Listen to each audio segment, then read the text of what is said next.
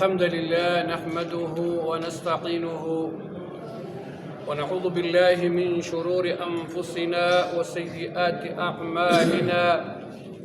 من يهده الله فلا مضل له ومن يضلل فلا هادي له، ونشهد أن لا إله إلا الله وحده لا شريك له، ونشهد أن سيدنا ونبينا ومولانا محمد عبده ورسوله أرسله بالهدى ودين الحق ليظهره على الدين كله ولو كره المشركون.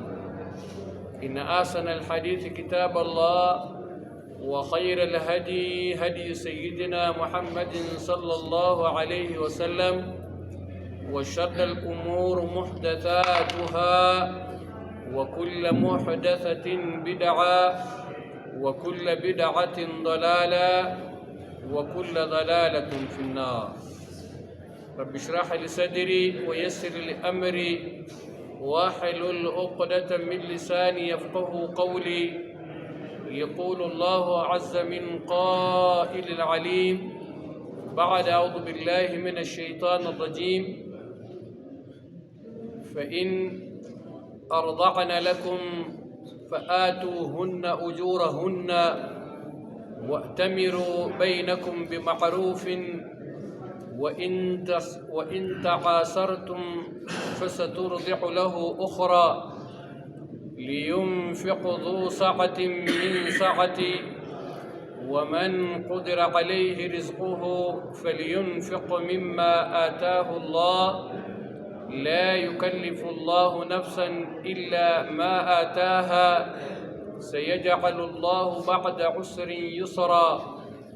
وكأي من قرية عتت عن أمر ربها ورسله فحاسبناها حسابا شديدا وعذبناها عذابا نكرا، فذاقت وبال أمرها وكان عاقبة أمرها خسرا.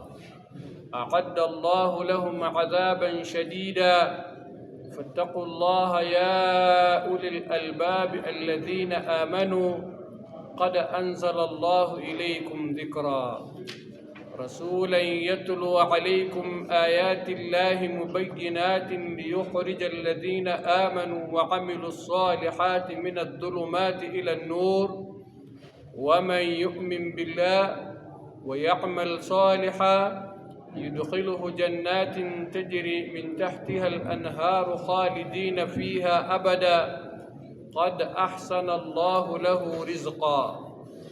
الله الذي خلق 7 سماوات ومن الأرض مثلهن يتنزل الأمر بينهن لتعلموا أن الله على كل شيء قدير، وأن الله قد أحاط بكل شيء علما. صدق الله العظيم.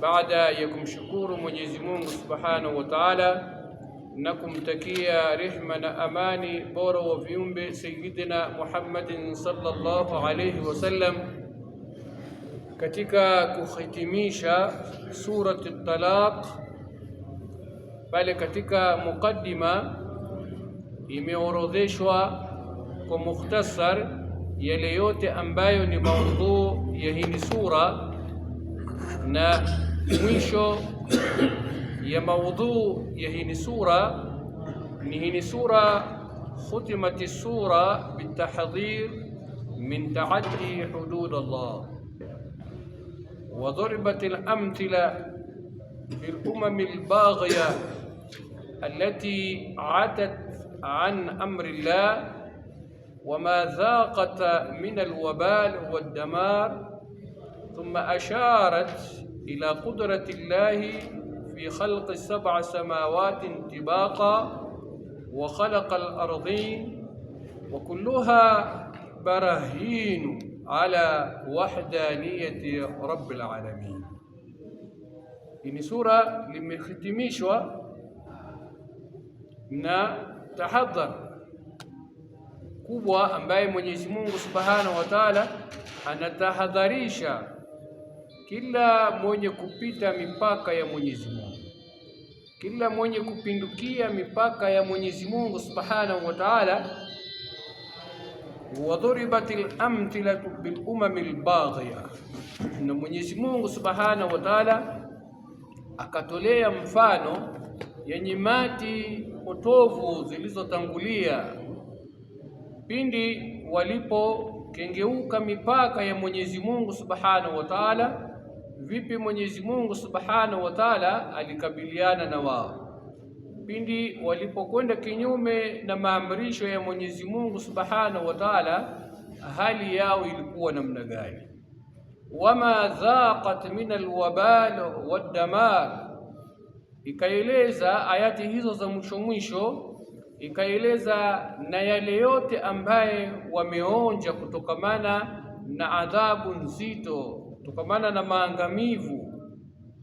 Thumma asharat ila qudratillah, kisha Mwenyezi Mungu Subhanahu wa Ta'ala akaashiria kudra yake katika kuumba mbingu 7 ambaye ziko katika tabaka. Wa khalaqal aradhi, na kudra yake kubwa Mwenyezi Mungu Subhanahu wa Ta'ala katika kuumba ardhi. Mbingu ziko katika tabaka 7 na ardhi kadhalika iko katika tabaka. Wa kulluha barahi, zote hizo ni dalili tosha, zote hizo ni dalili zilizo wazi ala wahdaniyati rabbil alamin, zinazodulisha, zinazoonyesha wahdania, upweke wa Mwenyezi Mungu Subhanahu wa Ta'ala. Naam, kabla hatujaingia katika ayati hizo za mwisho, Bwana Yunus jana aliuliza swali na akaeleza ya kwamba mashekhe walitofautiana katika talaka ya yule mwanamke ambaye ametalikiwa, na katika ile hali ya nini ya kukaa katika eda mara na mume vile vile akafanya nini, akafariki. Huyu mwanamke atakaa katika eda gani? Maana hapo zimeingia eda mbili hapo. Kuna eda ya kifo na kuna eda ya nini, ya talaka. Nimesema ya kwamba eda ya talaka ni miezi 3 na eda ya kifo Mwenyezi Mungu Subhanahu wa Ta'ala anasema 4 ashhurin wa 10 ayyam, sawa, miezi 4 na siku 10.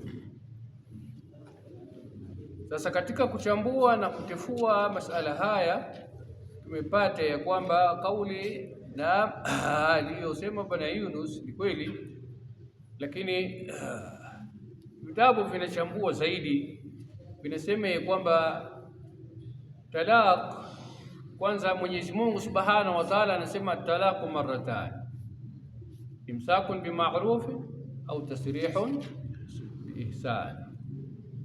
Hizo ndizo tabaka ya nini, vigawanyo vya talaka. Ni aidha katika ndoa ikitokea talaka, aidha umwache, umshikilie yule mwanamke kwa njia ambaye ni nzuri. Na kumshikilia mwanamke kwa njia ambaye ni nzuri vipi? Ni kwamba pale katika mazingira ya nini, ya talaka, huenda ikatokea zile huruma ya zile mazuri ambayo hawa mabwana wawili, hawa watu wawili wamefanyana, na baadaye mwanaume akaona nini, amrudishe mke yake, sawa. Hiyo imsakun bima'rufi. Ama ya pili ni tasrihun biihsan, katika ile hali ya nini, ya talaka imekusha pita, ikakosekaniwa kumbukumbu ya yale mazuri ambayo yamefanyika baina ya hawa watu wawili, ikawa sasa baada ya huyu mwanamke kumaliza ile masiku zake, basi afungashe na aende. Basi hata katika huko kufungasha anakwenda huyu mwanamke, basi pia aende kwa uzuri, tasrihun biihsan. aende kwa uzuri kiasi ya kwamba usimjeruhi, sawa, usimpokonye, usimnyang'anye zile ambazo ulikuwa umempatia wakati ambapo mapenzi ilikuwa moto, sababu wanaume sisi tuna matatizo, sio? Jiba janta ikulu tazatu tajaini pengele takan mendi sata haja na elimu, sawa.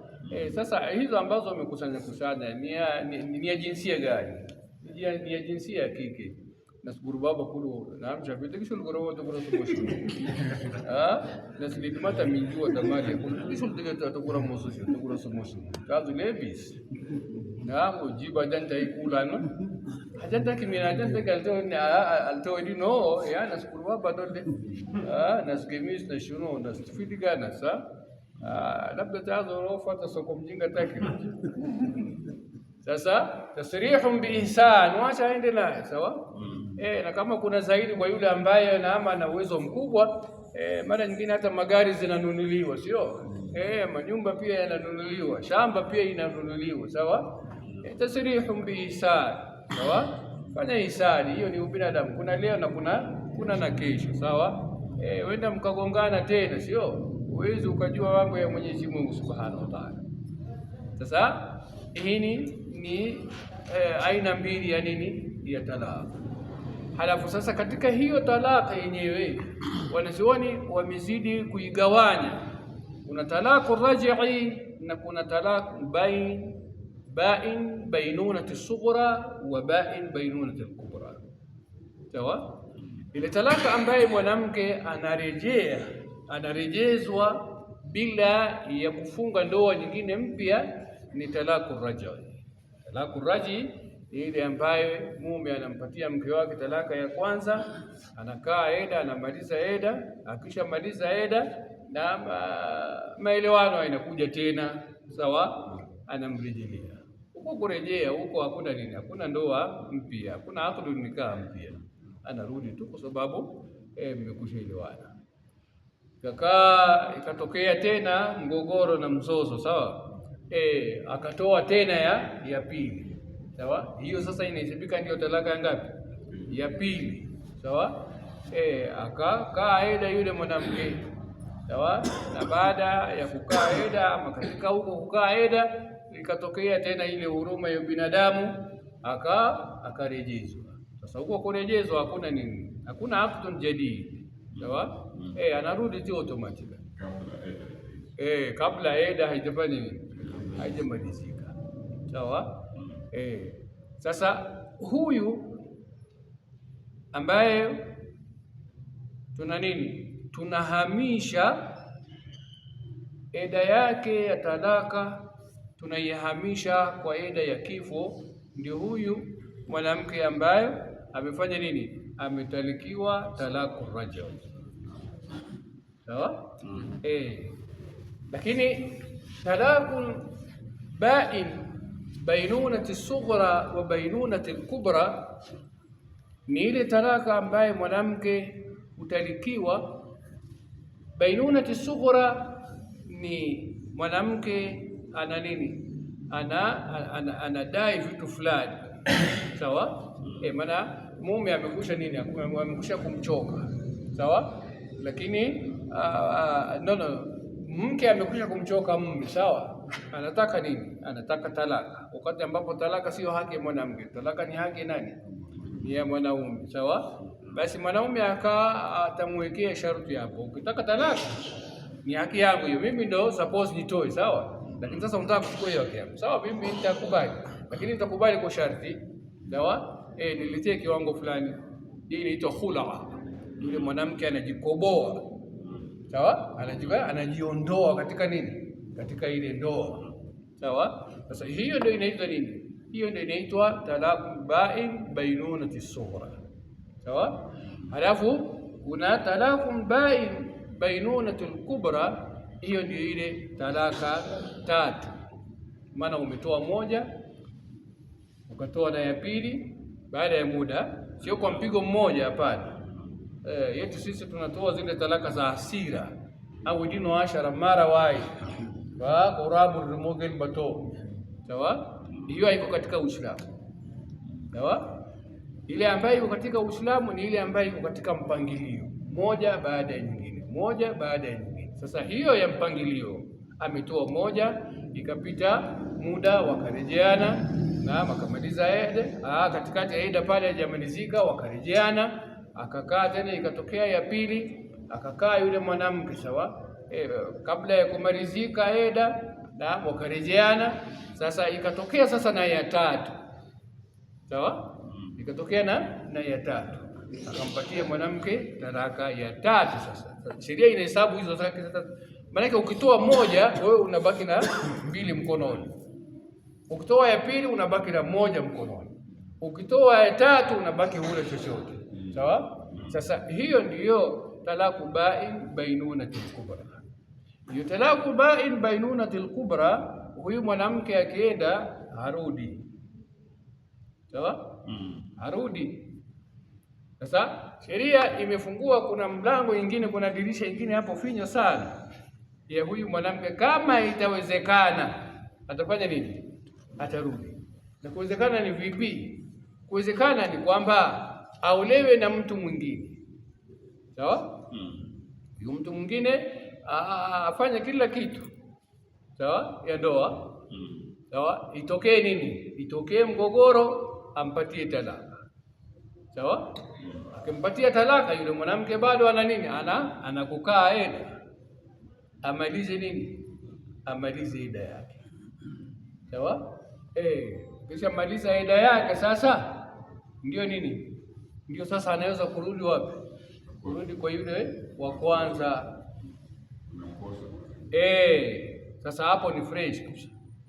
Lakini hiyo ni sura nyingine nadira sana, sababu wewe hebu waza, la mtu amekusha kuua mke yako akapata na ladha zote hizo sawa, ini fi alija fi sebu ini so kuna na mwingine na anamwendea rafiki yake sawa, anamwambia kwamba nipitala kumara de yala kita shulu yala kita jarja nane uje uni wakati ambapo amekusha kamua asali zote, amepata uzito yake sawa. Sura namna hiyo sheria imeharamisha. Muhallil wal muhallila haramu, hakuna ndoa sawa. Akisha kwenda wewe, basi nenda tafuta, wako wengi tu sio mahesabu yao ni 5 kwa 1 wanawake hawa, wako wengi tu sawa. Hata Hasani akipatiwa nafasi na hali kio nzuri namna hiyo, anaweza akachukua 4 mara moja sawa. Jiwe moja anaweza akapigia mandege 1 sawa. Maana hii ni khilqa ya nani? Ya mwanadamu. Sote tuna, ndio maana Mwenyezi Mungu peponi ameweka 70. Atawekaje 70 kama hivyo katika nafsi zetu? Kila mmoja hapo anaye ndani ya siri, ndani ya moyo wake. Wallahi kalobun nafasi yani kalama kanboro tukuishi tu zile anaenda ile kesi bala kurush kalogo kwa pango of lines zile ana bishul 3 mara wai kadhibu kwa jumla. Sasa Mwenyezi Mungu, ndio maana huko Mwenyezi Mungu peponi anasema wa fiha ma tashtahihi al-anfus, na huko peponi ziko zile zote ambazo nafsi zina nini? Sina tamani. Sisi tunatamani idadi iongezeke hapo duniani, lakini tunashindikizwa. Na mara nyingine jaribu tayabar pa na mono wir kidifa sawa. Sasa hapo katika nini? Katika talaku bain bainunati sughra na bainunati al-kubra, hapo ile ikitokea kwamba na mume amefanya nini? Amekufa hapo. Sasa hapo hakuna transfer ya talaka. Hapo talaka inabakia ni ile ya nini? Miezi mitatu. Hiyo ambayo tumesema inakuwa transfer na kutoka katika talaka ya kawaida kwenda katika talaka ya kifo. Talaka ya kawaida tumesema ni ngapi? Ni miezi mitatu sawa. Na talaka ya kifo ni miezi minne na siku 10 sawa. Sasa tuna nini? Tunaondoa ile ya miezi mitatu, anaingia katika nini? Katika talaka ya miezi minne na siku 10. tunafahamiana. Hapo pande ya talaka ya tatu, mke aende aolewe tena, ndio tena mrudiane. Sasa naongelea maslaha ya mume. Pia mume si inabidi pia aoe tena ndio ataliki ule, ama itakuwa the same kama huo? Amna, akioa nyingine, hiyo ni mahesabu zake ameongeza. Ndio amoe amwache ndio arudiane na ule mke, pia ule mke aolewe achike ndio arudiane. Huyo mke tena unamwacha kwa sababu gani? Hakuna kulipishana kizazi. Wewe umepata gari mke tena unafanya tit for tat. Ndio kumrejelea ule mke. Basi mrejeze tu kwa hisabu ya pili. Sawa? Ataingia automatic kwa hisabu ya, lakini tit for tat katika masala haya haikui. Sawa? Wewe yule ambaye umemuoa, unajua wanawake wote hawako sawa, sio? Kila mmoja ana nini, ana ladha yake tofauti tofauti, sawa? Sio ladha ni ile, sawa? Usidanganywe, ladha ni ile. Lakini kuna vitu vingine hapo extra, sawa? Kuna huyu mwanamke ambaye mapishi yake alhamdulillah. Yaani siku hiyo akipika hapo huyu nyumbani hata utoki. Sawa? Na kuna huyu mwingine hapo katika mapishi ndio hayuko kabisa. Hapo unampatia 0/100 hapo. Sawa? Lakini yeye usafi ya ndani ya nyumba, mashaallah. Sawa? Huko kwa ladha ni moja. Sawa? Mwingine yuko hapo na rangi, sio? Hiyo rangi tu ukiangalia tu namna hiyo unachanganyikiwa, la rangi kana sivu. Ina tomato ndio wallahi. Tuone kanisipa na blogo tani. Sawa? Yule mwingine hana rangi lakini mapishi yake. Sasa wanaume ni sisi, sio? Unataka zote, sio? Wazo rangi, wazo kama marakabu, na wazo kama manedifu mijojua. Sawa, wazo kama kuna mwingine pale yeye salamu zake, sawa, mazungumzo yake, sawa, na wewe ni ile ya kupiga magoti. Hiyo inaharibu wanaume. Sawa? Ukija tu pale unatoka kazini unapigiwa magoti huko mlangoni. Sawa? Achani tuko. Unapigiwa magoti huko mlangoni. Viatu zinatolewa huko kama amepiga magoti. Sawa? Koti yote inatolewa pale. Sawa? Sasa ndio tofauti ya wanawake. Sawa? Na kwa hivyo huyu wa ba'in bainunatil sughra na bainunatil kubra, sawa? Hawa hakuna nini? Hakuna ile talaka yao kutransfer kwenda katika talaka ya kifo. Hata ikitokea kifo hapo. Sawa? Hata ikitokea kifo hapo. Alafu kisha akiwa yule mwanamke ama yule mwanamke ambaye ni hamil, tumesema hapo jana, eda yake ni baada ya nini? Baada ya kuzaa. Akishajifungua basi ile imemalizika. Sawa? Sasa kama umetoa ile talaka mapema wakati ambapo mimba ndiyo mwezi moja, utakaa hizo miezi 9 mpaka zimalizike. Na kama wewe ni mjanja basi cheza kama wewe ufanye nini? Cheza vizuri, cheza kama watu 10 tu, ufanye nini? Urudishe mapema kwa sababu kuna na weather hapo, sio? Inaweza ikatokea baridi mpaka wewe ukajuta. Leo ndio usibadilirua. Na kwa hivyo Mwenyezi Mungu Subhanahu wa Ta'ala, tulikomea jana tulisema Mwenyezi Mungu anasema fa in ardhaqna lakum faatuhunna ujurahunna, wanyonyesheni watoto wenu basi mfanye nini? Muwalipe ujura ya kunyonyesha. Si talaka imekusha toka, sawa? Na mtoto ndio huyu, sawa? Mtoto ndio huyu. Sasa huyu mtoto ananyonyeshwa vipi? Baba hana maziwa, sio? Sasa itabidi mwanamke alikataa nini? Alikataa kunyonyesha. Ndema nilikuta basi sasa bana. So umekusha kuniacha, usinyonyesha mtoto wako. Sawa? Na mwanaume pia pale akawa mgumu, sawa? Mimi sitakulipa ujira. Sawa? Basi fa in ardhaqna lakum faatuhunna, ikiwa wao wataridhika, watakubali kwamba pamoja na kwamba umenitaliki, sawa, lakini huyu mtoto ni kiumbe wa Mwenyezi Mungu, sawa. Tunasema ni malaika, sawa, hana kosa yoyote, basi mimi nitakunyonyeshia, sawa. Akikubali ile kunyonyeshia, faatuhunna ujurahunna, wapatieni nini? Ujira ya nini? Maana sasa huyu mwanamke ni mwanamke aina gani? Ni mwanamke ambaye sio mke wako, sio umekwisha mtaliki na ile imekwisha kumalizika, sawa. Lakini kuna nani? Kuna mtoto pale, sawa. Sasa hamna mahusiano kubwa zaidi isipokuwa ni nani? Isipokuwa kuna mtoto hapo, ambaye mtoto huyu ana percentage kubwa sana kwa nani? Kwa baba kuliko nani? Kuliko mama, sawa. Ndio unapata mara nyingi ikitokea mzozo namna hiyo, hupatiwa yule mtoto kwa mwanamke, sawa, akae naye mpaka huyu mtoto akue, sawa. Kwa sababu hiyo malezi ya nini, ya kukuza huyu mtoto, kwa naume hawezi. Saa zote yuko wapi? Yuko barabarani anakimbilia unga, sawa. Masala ya kuvisha pampers na nini, mwanaume hawezi, anayefanya nani? Ni mwanamke. Sasa ndio hukumu ikitokea tatizo aina hiyo, kila mmoja imetokea vuta nikuvute kwa masala ya nani, ya mtoto, na sheria humpatia mwanamke nafasi hiyo, lakini hupatiwa kwa muda fulani mpaka yule mtoto afanye nini? Abalike. Akishabalika sasa ndio anarudishwa katika nini? Katika himaya ya nani? Ya baba. Lakini hata hivyo wakati ambapo huyu mtoto anapatiwa mama, haina maana ya kwamba sasa na majukumu ya huyu mtoto umekusha wekwa mbali. Hapana, bado wewe una nini? Una majukumu, una masuhulia, matumizi ya nani? Ya huyu mtoto. Umefahamiana?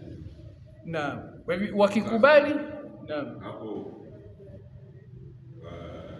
malipo ya kumlipa kwa unyonyaji itakuwa baada ya eda kuisha. Kabla eda itaisha hakuna malipo. Kabla ya eda itaisha mtoto hajapatikana. Unajua tunazungumzia nani? Tunazungumzia mwanamke mwenye mimba, sawa. Eda ya mwanamke mwenye mimba inamalizika baada ya nini? Baada ya kujifungua.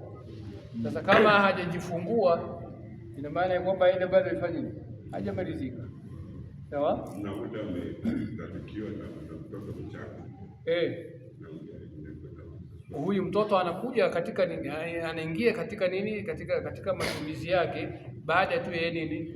Kuzaliwa, sawa. Kabla ya kuzaliwa huyu mwanamke yuko hapo nyumbani, anakaa eda ambaye ni miezi mingapi? Miezi 9, sawa. Na mwanamke kukaa katika eda, tumesema hapo jana, masurufu yake zote bado yuko juu ya nani? Juu huyu mwanamke, kwa sababu yuko wapi? Yuko ndani ya nyumba hiyo mwanamke. Kukaa huko sheria ndio imefanya nini? Imemlazimu akae huko, asitoke wala asifanye nini? Wala asitolewe. Kwa hivyo kula yake, kunywa yake, mavazi yake, madazi yake, matibabu yake yote bado yuko naye, bado yuko kwako. Mara nyingine sisi wanaume tunajua, tunaona kwamba nikisha mtaliki huyu mwanamke basi nimeosha mkono. Hakuna kuosha mkono hapo, sawa. Wewe utaosha mkono baada ya nini? Baada ya eda kumalizika, lakini kabla ya eda kumalizika mkono yako bado, sawa. Na fa in ardhaqna lakum faatuhunna ujurahunna, wakiridhika na wakawanyonyeshieni watoto wenu, basi muwapatie ujira, sawa. Mwalipe huko kuwanyonyeshia watoto, si ni wenu, sawa. Huyu mtoto anakuwa ni nani? Wa baba, sio? Ud'uhum liabaihim. Mwenyezi Mungu anasema waiteni majina ya nini? Waiteni na majina ya baba yao, sawa. Waiteni na majina ya baba yao. Jamii nyingi hawana hiyo desturi ya kunini, ya kunasibisha mtoto na nani? Na mama, isipokuwa kabila fulani, sawa. Huyu wananasibisha mtoto na wao kusikia anaitwa nani? John wa elimu, sawa. Ile bwana alikuwa anaitwa Saidi mwana Hawa, sawa. Ametoka katika ukoo hiyo. Kwa hivyo kwa kuwa ni watoto wenu, basi muwalipe nini? Muwalipe wanawake ujira ya huko kunyonyesha. Na hiyo kunyonyesha, tumesema sio kunyonyesha tu peke yake, kuna na nini, kuna na matibabu ya huyu mtoto iko hapo, kuna na mavazi ya huyu mtoto iko hapo, sawa. Yani zile vitu za dharura za huyu mtoto bado iko katika nini.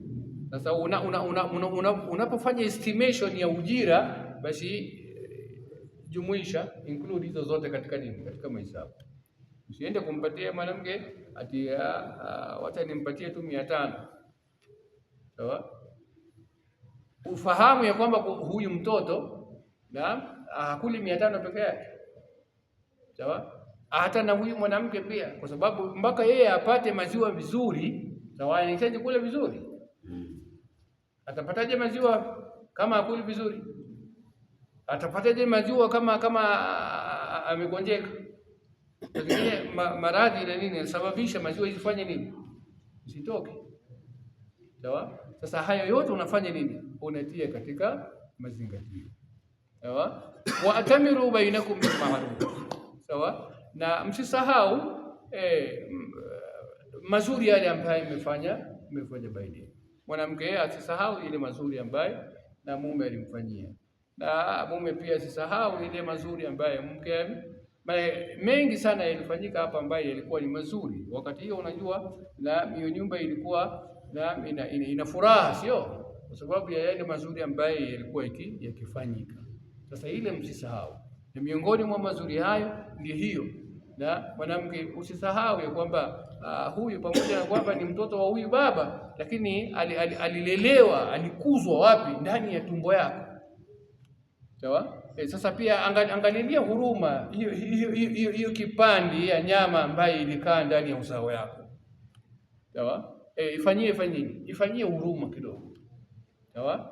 Na mwanaume pia usisahau kwamba huyu mwanamke ndio yule ambaye alifanya nini, alikwenda kukuza mayai yangu, sawa, mbegu yangu. Alikwenda nini, alikwenda kukuza ndani ya nini, ndani ya tumbo yake, sawa. Angeamua kutoa kama vile wengine wanapotoa, ingekuwa namna gani, sawa. Sasa hizo maarufu zisifanye nini, zisisahulike. Tamiru bainakum bil ma'ruf wa in ta'asartum fasaturdi'u lahu ukhra. Mwenyezi Mungu Subhanahu wa Ta'ala anasema wa in ta'asartum tadayaqtum wa tashaddadtum wa usira al-infaq bayna az-zawjayn فأبى الزوج أن يدفع لها ما تطلب وأبت الزوجة أن ترضعه بأنقص من ذلك الأجر فإن تعاسرتم. Ikitokea dhiki na shida na matatizo katika hali nzima ya nini, ya matumizi. Jana tumesema huyu mwanaume kibarua alikuwa anapata vizuri tu, sawa, lakini sasa kibarua ina kama siku nyingine iko, siku nyingine hakuna, sawa. Anakaa siku 2 siku 3. Sasa hapo mapato pia hapati vilivyo, sawa. Hiyo ni nini? Hiyo ni dhiki. Au aba azauju an yadfa laha ma tatlub. Dhiki nyingine ni kwamba mwanaume amekataa kwa nini kulipa huyu mwanamke. Ile kwa mwanamke ni nini? Ni dhiki. Atamnyonyeshaje huyu mtoto bila ya huyu baba kutoa nini, kutoa hela? Kwa huyu mwanamke itakuwa nini? Itakuwa ni dhiki. Intaasartum wa abati zawja, na upande ya mke vile vile pia dhiki inaweza ikatokea. Vipi? Mwanamke akakataa nini? Akakataa kunyonyesha huyu mtoto, sawa, kwa sababu ya hasira, sawa, na machungu mengi ambaye bado anajikumbusha, sawa. Sasa amekusha talikiwa, sawa, ikawa bado inamkula ndani kwa ndani, akafanya nini? Akakataa. Hiyo pia ni nini? Hiyo ni taasaratu. Sasa Mwenyezi Mungu Subhanahu wa Ta'ala anatolea njia. Dhiki pia inaweza ikawa labda ile makubaliano ya hela ambaye na mume ampatie mke, labda mume amekazia hataki kutoa kama namna ilivyo walivyokubaliana. Mathalan 10,000 ngapi? 10,000 kwa mwezi, Mwanaume akamwambia mimi sitakupatia 10,000, nitakupatia 2,000 tu. Sawa? Hiyo italeta nini? Italeta uzito kwa nani? Kwa huyu mwanamke. Kwa sababu 2,000 na amna maisha ya sasa, niambie. Kuna pampa hapo, sijui kuna baby show, kuna nini, vitu chungu nzima. Huyu mtoto saa zote anakuwa mgonjwa hapo. Kwanza hizo miezi mitatu ya kwanza huo ni kilio tu kwa huyu mtoto. Madawa atanunua vipi? 2,000 itanunua nini? Sawa? Sasa Mwenyezi Mungu Subhanahu wa Ta'ala anatolea njia, anasema fa in ta'asartum fasaturdi'u lahu ukhra, ay falyastajir liwaladihi murdi'atun ghayraha. Basi pande zote mbili zimekwisha kataa. Mwanaume amekataa kutoa ile kiwango ambaye mwanamke anataka, ambaye ni kadiri ya uwezo yake, na mwanamke kadhalika pia amefanya nini? Amekataa kunyonyesha. Sasa Mwenyezi Mungu Subhanahu wa Ta'ala anasema basi mtafutieni mtu mwingine amfanye nini? Amnyonyeshe huyu mtoto. Sawa? Labda huko bei kidogo itakuwa nafuu, kwa sababu yule atakayeajiriwa pale hata kuwa na machungu zaidi, kwa sababu yeye nini? Yeye tu ni kwenda kunyonyesha mtoto, sawa? Hajatalikiwa na yoyote. Hawajagombana. Yule anatafuta nini? Anatafuta riziki, sio? Mtu sehemu yote ile ambaye atapata nini? Atapata kazi. Sasa kazi imekuja, kuna mtoto hapa anataka kunyonyeshwa kwa mwezi 5,000. Yuko flexible, anakubalia mara moja. Mwenyezi Mungu anasema fasaturidu lahu ukhra wa huwa khabarun bimaana al-amru falyastardi'u liwaladihi murdi'atan ukhra. Hapo Mwenyezi Mungu, maana ya kauli hiyo ni amri. Mwenyezi Mungu anaamrisha kwamba wewe mwanaume lazima ufanye nini? Utafute mtu mwingine afanye nini? Amnyonyeshe, akunyonyeshie nani? Huyu mtoto wako. Tumefahamiana? Naam. Kisha Mwenyezi Mungu Subhanahu wa Ta'ala anasema liyunfiq dhu sa'atin min sa'ati wa man qadira alayhi rizquhu falyunfiq mimma ataahu Allah la yukallifu Allah nafsan illa ma ataaha sayaj'alu Allah ba'da usrin yusra. Liyunfiq, kila mmoja atoe kadiri ya uwezo wake. Hadha bayanun liqadri al-infaq wal ma'na liyunfiq az-zawja ala zawjatihi wa ala waladihi as-saghir ala qadri wus'ihi wa taqatihi. Mwanaume hapo atoe kulingana na uwezo wake. Sawa? Apeane matumizi kulingana na nini? Kulingana na uwezo yake. Wala asinini? Wala asikalifishwe. Huyu mwanaume sasa tumesema ya kwamba kibarua sasa imekuwa ni shida, haipatikani. Basi na wewe mwanamke pia kuwa na utu, kuwa na ubinadamu. Sawa? Ujali hali ya nani? Hali ya huyu mwanaume. Sawa? Usimsababishie mazito, kwa sababu sisi wanaume mara nyingine pia tunakuwa madhaifu. Sawa? Mara zikala sona ana zilipa sangura kaangana, anakwenda anajinyonga. Wa barada dana nyekute. Mara disali waskan mtu basan ngura mtu. Huyu amefanya nini? Amekalifishwa. Angura logo ende 2020.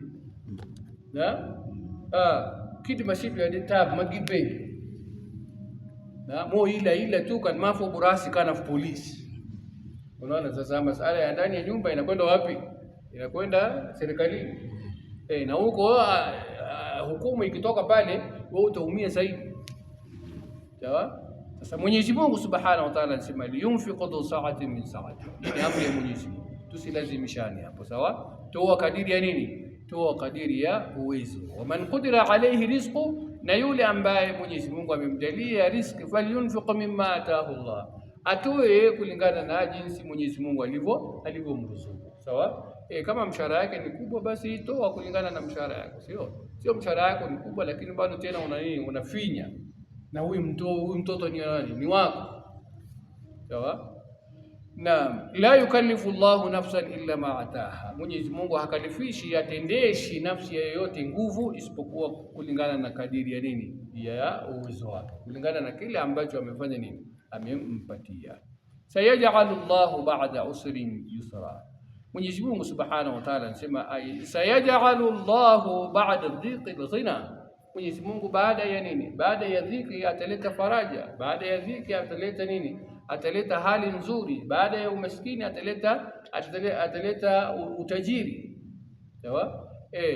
Ikitokea hali namna hiyo, sasa wewe usitatizike, sawa, kwamba itapatikana wapi. Hapana, wewe si ndio mwenye kujua. Hapana, hiyo riziki analeta nani?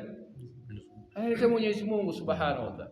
Wewe toka kuja kwako duniani, package yako tayari imekusha andikwa kila la, sawa. Sasa usiwe na nini, usiwe na shaka na nani, na Mwenyezi Mungu Subhanahu. Mwenyezi Mungu anaruzuku mbinguni na ardhini, wanyama wote na mandege, ardhi upana yake yote Mwenyezi Mungu ndiye anaruzuku, na hakuna yeyote ambaye analala njaa isipokuwa ma min dabatin fil ardi illa ala Allahi rizquha. Hata ya hiyo ambaye wewe unatoa, sawa, hiyo wewe umefanywa nini? Umefanywa kwa ni sababu tu, sawa. Sio wewe ndio mwenye kutoa, hapana. Na kuwatolea hawa ambaye ni madhaifu, Mtume sallallahu alaihi wasallam anasema, inma turzaquna bi du'afaikum, hakika nyinyi mnaruzukiwa kupitia hawa madhaifu wenu, wanawake madhaifu, watoto madhaifu, sawa, hawa wazee madhaifu, sawa. Ile nini, ile dua yao Mwenyezi Mungu akuongezee, sawa, Mwenyezi Mungu akufungulie, sawa, Mwenyezi Mungu akupatie zaidi na zaidi, ndio inakuwa sababu ya riziki inayokujia, sawa. Sasa ikija mchomozi namna hiyo, na uangalie vile wao ambaye wako chini yako, sawa. Uwezo yako kama kadiri ya uwezo yako, hakikisha ya kwamba kila mmoja anapata nini, anapata japo kwa kidogo, na wewe pia unabaki na kidogo, na basfare yako pia usisahau, sawa, na lunch yako huko kibaruani pia usisahau, sawa. Si unakuwa kama ya wanawake wengine, sawa. Ukifika mwisho mwezi namna hiyo, unabeba bahasha mzima unampatia mwanamke, wewe utalia peke yako. Wengine pia wanakuwa wakali, jibasha takidaini,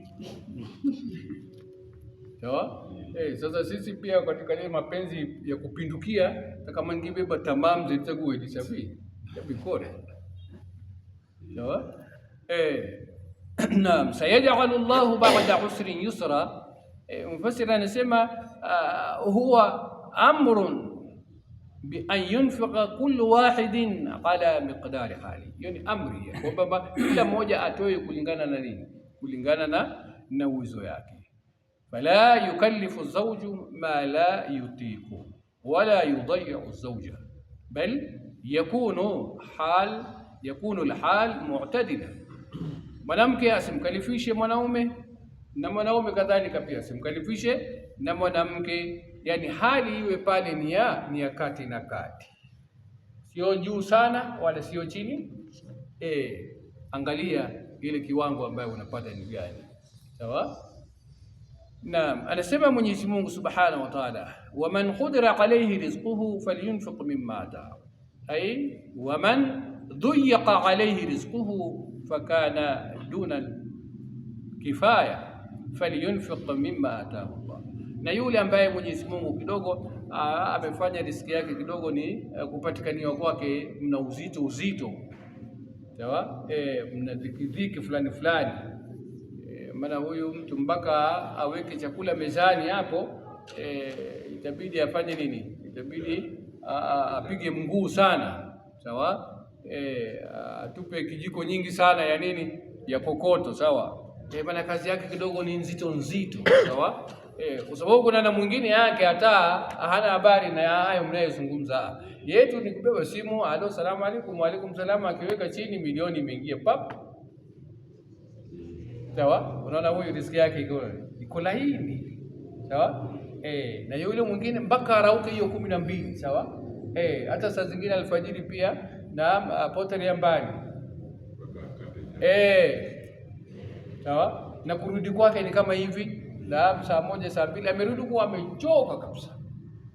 Sasa kama kule ni gideri huko, sawa, basi akifika hapo ni kulala fofofo, kwa sababu mwili imechoka, hata haiwezi hata kusonga ugali.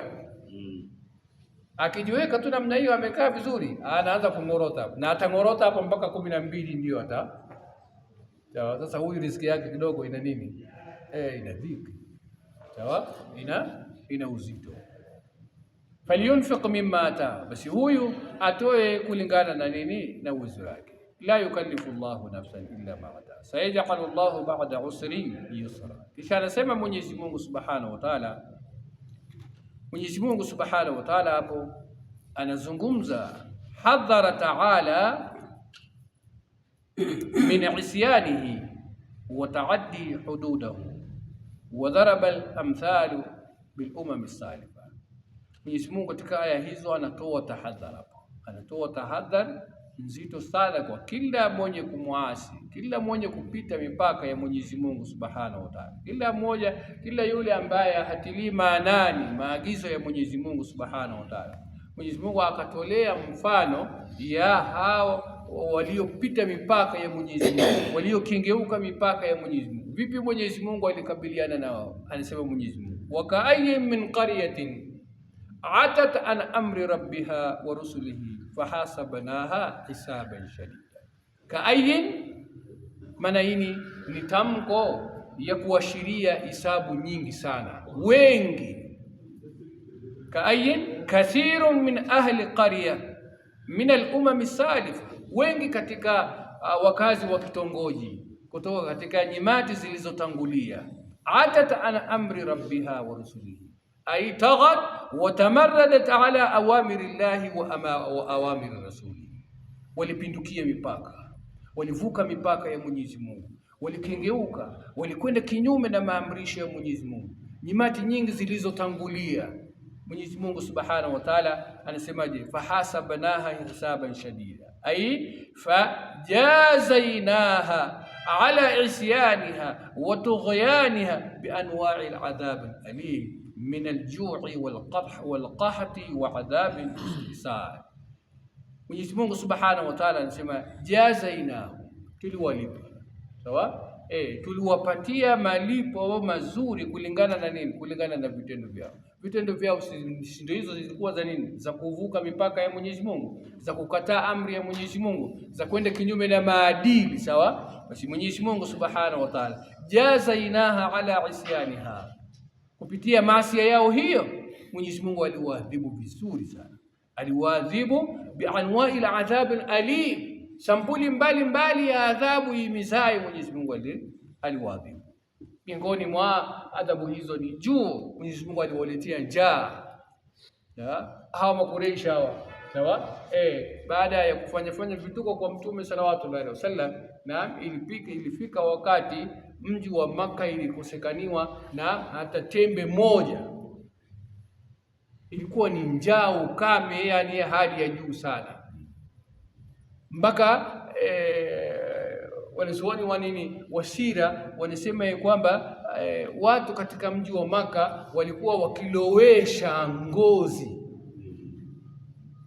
Sawa? Wakilowesha ngozi wakila.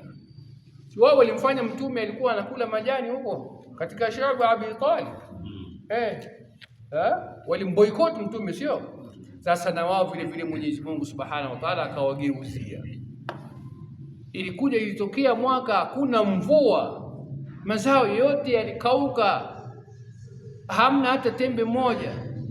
Ikabidi na ngozi ndio wafanye nini? Ndio waloweshe katika maji na wakule. Sasa hiyo ka'ayyin min qaryatin atat an amri rabbiha wa rusulihi fahasabnaha hisaban shadida wa 'adhabnaha 'adhaban nukra. Anasema na tukawaadhibu adhaban munkiran adhiman yafuqu tasawwur, adhabu nzito ambaye haipigiwi mfano. Mwenyezi Mungu aliwaadhibu nyimati hizo zilizotangulia. Fadhaqat wabala amriha, ay fadhaqat aqibatu kufriha wa tughyaniha wa tamarrudiha ala awamirillah. Mwenyezi Mungu akawaonjesha, wakaonja aqibatu kufrihi, mwisho uovu ya ukafiri yao. Mwenyezi Mungu aliwaonjesha adhabu nzito. Tughyaniha, na ukorofi yao Mwenyezi Mungu aliwaonjesha. Tamarudiha, kupita kwao mipaka ya Mwenyezi Mungu na awamiri ya Mwenyezi Mungu. Wa kana aqibatu amriha khusra, ay wa kanat natijatu baghyiha alhalaku waddamar walkhusran alladhi ma ba'dahu khusran. Mwisho ya mchezo yao ilikuwa namna gani? Natija, result ya kuasi kwao ilikuwa ni vipi? Mwenyezi Mungu Subhanahu wa Ta'ala anasema kana aqibatu amriha khusra, ilikuwa ni nini? Ilikuwa ni maangamivu, waliangamizwa. Angalia na qaumi Lut, Mwenyezi Mungu aliwafanya namna gani? Angalia qaumi Hud, Mwenyezi Mungu aliwafanya namna gani? Angalia qaumi Firaun, Mwenyezi Mungu aliwafanya namna gani?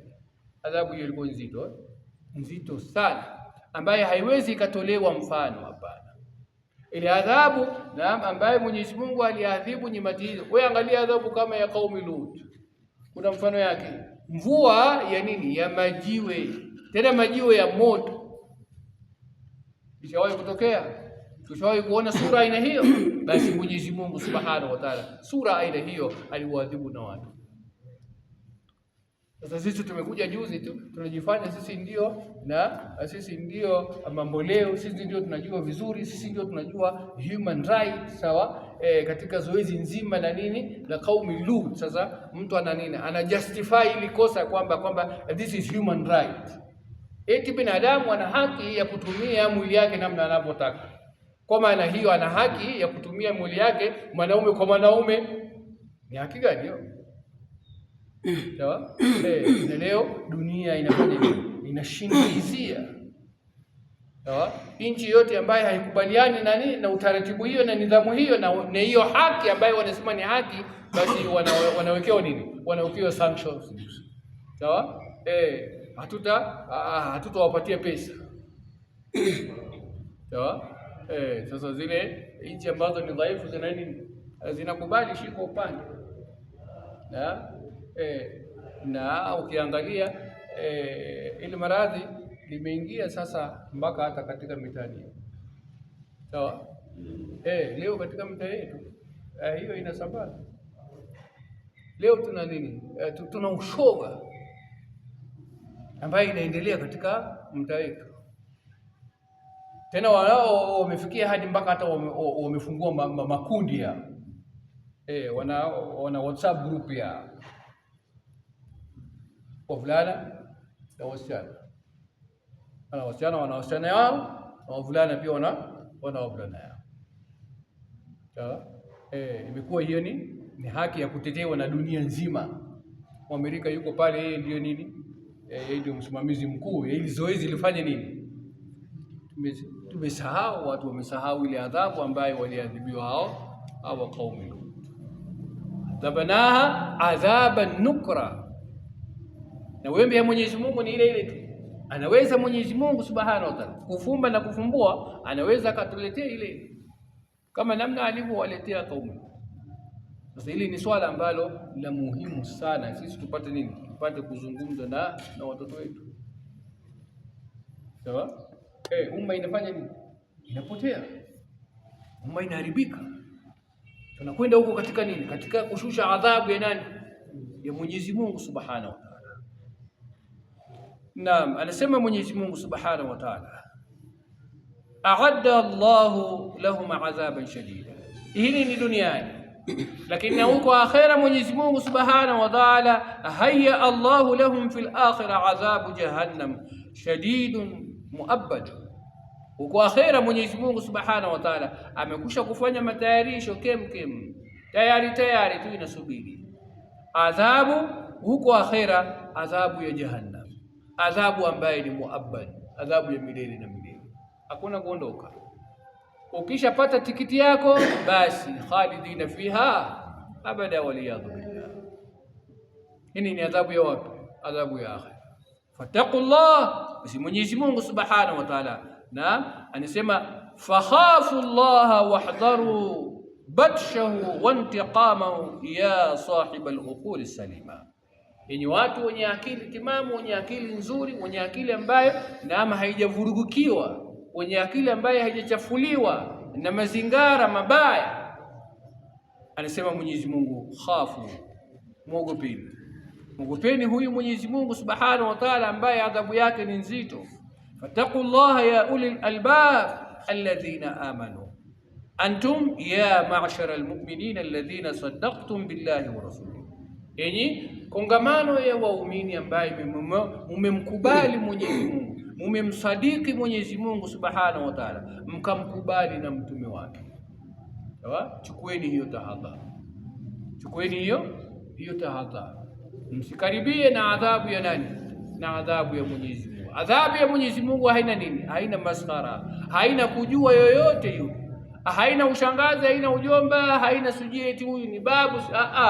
Mwenyezi Mungu anakuona mtu yote.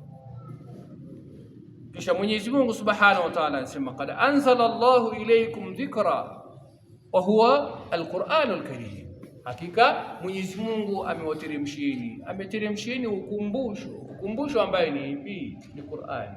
Ni Qur'ani ni ukumbusho, lakini inna dhikra tanfa'ul mu'minin. Sema Mwenyezi Mungu ndani ya ukumbusho kwamba kumbusha. Qur'ani yenyewe ni ukumbusho, na ndani ya Qur'ani hiyo Mwenyezi Mungu bado anasisitiza swala la nini? Swala la kukumbushana. Sawa?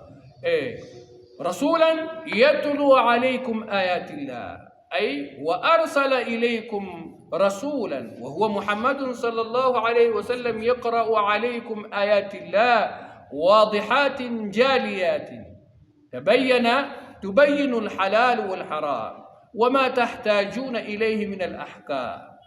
Akateremsha kadhalika pamoja na hiyo Qur'ani, akateremsha na nani? Na mtume, ambaye mtume huyu ni nani? Ni Muhammadin sallallahu alaihi wasallam. Kazi yake ni ipi? Yaqra'u alaykum ayatillah, alikiwasomeeni ayati za Mwenyezi Mungu Subhanahu wa Ta'ala, ayati za Mwenyezi Mungu ambayo ni wadihatin jaliyat, ayati za Mwenyezi Mungu ambayo ziko wazi, haifichi chochote, imeweka wazi wazi, halalun bayin wa haramun bayin. Unataka kujua halali, Qur'ani imeweka halali wazi. Unataka kujua haramu, Qur'ani imeweka haramu wazi. Mazuri Qur'ani imeweka wazi, mabaya Qur'ani imeweka wazi, na yale ya kukuingiza peponi Qur'ani imeweka wazi, na yale ya kukupeleka motoni Qur'ani imeweka wazi. Yubayinu alhalal walharam wama tahtajuna, inabainisha Qur'ani hiyo ina sifa ya furqana, ni pambanuzi, inapambanua baina ya haki na batil. Qur'ani hiyo ni shifaun lima fi sudur, ni pozo ya yale maradhi ambayo yamegandama katika nini? Katika nyoyo. Qur'ani hiyo ni mwongozo, hudan linnasi wa bayinatin min alhuda, ni uongofu na yenye kubainisha uongofu. Sasa uongofu ndio mwanadamu anahitajia, sawa? Mwangaza ndio mwanadamu anahitajia. Sasa mwangaza hiyo iko wapi? Iko ndani ya nini? Ndani ya Qur'ani. Wama tahtajuna ilayhi min alahkam, ahkam zote zile ambazo mnahitajia, masala zote, masaili zote zile ambazo mwanadamu mnahitajia, iko wapi? Iko ndani ya Qur'ani hiyo. Mwenyezi Mungu ameweka wazi. Naam, anasema Mwenyezi Mungu liyukhrija alladhina amanu wa amilu salihati min adh-dhulumati ila an-nur, ili mtume salawatu alayhi wasallam, ili hiyo Qur'ani iwatoe waumini wenye kumcha Mwenyezi Mungu, iwatoe katika upotovu, na iwalete katika nini? Katika uongofu, iwatoe katika giza ya ukafiri na giza ya ujinga, iwalete katika mwangaza ya imani na mwangaza ya ilmu. Waman yu'min billah wa ya'mal salihan, anasema Mwenyezi Mungu, na yoyote yule yusaddiqu billahi wa ya'mal bi ta'atihi, atakayemsadikisha Mwenyezi Mungu, atakayemkubali Mwenyezi Mungu na akafanya taa ya kumtii Mwenyezi Mungu Subhanahu wa Ta'ala, basi Mwenyezi Mungu anasema yudkhiluhu jannatin tajri min tahtiha al-anhar, ay yudkhiluhu fi al-akhirah jannatin na'im tajri min tahti qusuriha anharul jannah. Mwenyezi Mungu atamuingiza peponi akhira huko, tena pepo ambaye chini ya pepo hiyo makasri, majumba, maghorofa ya pepo hiyo chini yake itakuwa ina nini? Inatiririka mito. Hiyo pepo Mtume sallallahu alaihi wasallam anasema fiha ma la aynun ra'at wala udhunun sami'at wala khatara ala qalbi bashar, zilizomo peponi macho ya mwanadamu haijawahi kuona, zilizomo peponi masikio ya mwanadamu haijawahi kusikia, moyo wa mwanadamu haijawahi kuwaza yale ambayo yako peponi. Maana yaliyoko peponi ni katika nini? Ni katika ghaibiyati ya nani? Ya Mwenyezi Mungu Subhanahu wa Ta'ala. Mwenyezi Mungu anatutajia pepo katika sura ya ghaib ili tufanye nini? Tuwe na raghba ya kutaka kupata hizo pepo. Sawa? Ndio nini? Ndio imani. Imani ni yu'minuna bil Sasa pepo nini? Pepo ni ghaib. Sasa unapoambiwa pepo ni ghaib, yataka ufanye nini? Yataka uamini. Na vitendo vya kuamini hiyo pepo ni vipi? Ni kujiepusha na yale yote aliyokataza Mwenyezi Mungu, yale yote aliyoamrisha Mwenyezi Mungu wewe kufanya nini? Kushikamana nayo, ndio mwisho wa siku utapata nini? Utapata hiyo pepo. Unafahamiana? Na yudkhilu jannatin tajri min tahtiha al-anharu khalidina fiha abada ay makithina fi tilka al-jinan jinan al-khuldi abadan la yakhrujuna minha wala yamut. Ili pepo ina sifa ya kwamba kila atakayoingizwa huko basi, na sifa ya hiyo pepo ni maisha huko ni khalidina fiha abada, ni maisha ya milele. Maisha ya milele ni ile maisha ambayo ndani yake hamna nini? Hamna maradhi, hamna magonjwa, hamna kisirani, hamna sujui kukosa, hapana, hamna kifo. Huko ni starehe mtindo mmoja, khalidina fiha abada. Mwenyezi Mungu atujalie hizo pepo. Naam, anasema Mwenyezi Mungu tukimalizia, qad ahsana Allahu lahu rizqa, ay qad tayyaba Allahu rizqahum fil jannati wa wasa'aha lahum lianna na'imuha da'imun la yanqati'u. Mwenyezi Mungu Subhanahu wa Ta'ala ameifanya uzuri, sawa? Ameifanya uzuri nini? Riziki ya watu wa peponi, sawa? Maisha ya watu wa peponi. Huko hakuna njaa. Huko hakuna utapi ya kula, hapana. Huko kula ya peponi ni fakihi, sawa? Ni ulaji ya kula nini? Ya kula fruit. Unajua kula fruit unakula namna gani? Asante. Unapapia, unajaza, unashika kidogo tu basi. Sawa? Kwa sababu unajua kuna nini? Kuna chakula kingine inakula. Sasa peponi na watu wakuli huko kula ile ya kuvimbiwa. Hapo duniani ndo tunakula kule kuvimbiwa, sawa? Tazugata tongi kibiri na anasdule kitabomon gijaje ne abikuna singede kada sita baraya tonge tage kon na tadu tonge ashara anazo dinde tuju. Hii ni kula ya duniani, sawa? Na hiyo kula ya duniani inavimbisha tumbo, sawa? Inaharisha, sawa? Balaa chungu nzima, sawa? Kuna na typhoid hapo, sawa? Kuna na maradhi chungu nzima. Lakini chakula ya peponi ni ile chakula ambayo unajua ile chakula ya duniani inaisha. Sasa ndio unapokula unakula haraka isifanye nini?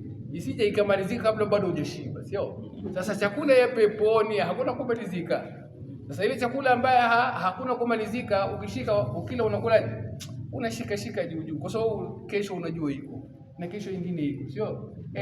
Khalidina fiha abada. Mwenyezi Mungu Subhanahu wa Ta'ala, qad ahsana Allahu lahu rizqa. Kisha anasema Mwenyezi Mungu, Allahu alladhi khalaqa sab'a samawati wa min al-ardi mithlahun yatanazzalu al-amru baynahunna lita'lamu anna Allaha ala kulli shay'in qadir wa anna Allaha qad ahata bi kulli shay'in. Mwenyezi Mungu kudra yake anaeleza hapo kwamba yeye ndiyo yule ambaye ameumba mbingu saba, sawa? Akaumba na ardhi saba, sawa? Yatanazzalu al-amru, katika mbingu hiyo saba inateremka amri ya nani? Inateremka amri ya Mwenyezi Mungu Subhanahu wa Ta'ala. Ili iweje? Lita'lamu anna Allaha ala kulli shay'in qadir, ili mwanadamu apate kujua kwamba Mwenyezi Mungu juu ya kila jambo yeye ni nani? Yeye ni mweza, sawa? Mwenyezi Mungu hahitaji ala. Kwa Mwenyezi Mungu kwa jambo kuwa, idha arada shay'an yakula lahu kun fayakun. Imekuwa kufumba na kufumbua, sawa? Hata kufumba na kufumbua mara nyingine hiyo ni kidogo. Lamhil basar mara nyingine ni kidogo. Kabla ya kufumba na kufumbua tayari Mwenyezi Mungu amekusha kukidhia, sawa? Sasa Mwenyezi Mungu uwezo hiyo anaye. Wa anna Allah qad ahata bi kulli shay'in ilma, na hakika Mwenyezi Mungu Subhanahu wa Ta'ala, walita'lamu annahu ta'ala alimun bi kulli shay'in, alimun bi kulli shay'in la yakhfa alayhi khafiya, na ili mpate kujua kwamba Mwenyezi Mungu Subhanahu wa Ta'ala ni mjuzi, ana elimu ya kila jambo, wala la takhfa alayhi khafiya, wala hamna chochote kile ambacho kinafichika kwa Mwenyezi Mungu. Eti utafanya mambo yako gizani huko, eti upotee kutoka katika data ya Mwenyezi Mungu, eti ukajificha, sijui umejichimbia huko, baada uongo yako. Wangapi walijaribu na hawakufua dafu. Sasa wewe ndio utakuwa wa kwanza ama wewe ndio utakuwa wa mwisho? Mwenyezi Mungu Subhanahu wa Ta'ala, kila wakati ambapo wewe unajitenga, sawa, unajiweka mbali, usionekana na watu, sawa, ndio unaonekana vizuri na Mwenyezi Mungu, sio? Unaona yule ambaye yuko katika msongamano ya watu, sawa, kamera haimchukui vizuri, inamchukua vizuri nani? Yule ambaye yuko peke yake, sawa. Sasa ndio maono ya Mwenyezi Mungu, sawa. Na kwa Mwenyezi Mungu ni zaidi, hata huko katika nini, katika msongamano ya watu pia Mwenyezi Mungu anakuangazia vizuri, kwa sababu ya'lamu kha'inatal a'yuni wama tukhfi as-sudur wallahu wa rasuluhu a'lam. ربنا تقبل منا انك انت السميع العليم وتب علينا مولانا انك انت التواب الرحيم. ربنا لا تزغ قلوبنا بعد إذ هديتنا وهب لنا من لدنك رحمة انك انت الوهاب. ربنا افرغ علينا صبرا وثبت اقدامنا وانصرنا على قوم الكافرين. اللهم ذكرنا منه ما نسينا وعلمنا منه ما جهلنا وارزقنا تلاوته اناء الليل واناء النهار واجعله لي حجتين يا رب العالمين. اللهم سهل لنا مما نريد ونجنا مما نخاف بك يا لطيف برحمتك يا ارحم الراحمين. وصلى الله تعالى على خير خلق النبي محمد وعلى اله وصحبه وسلم والحمد لله رب العالمين.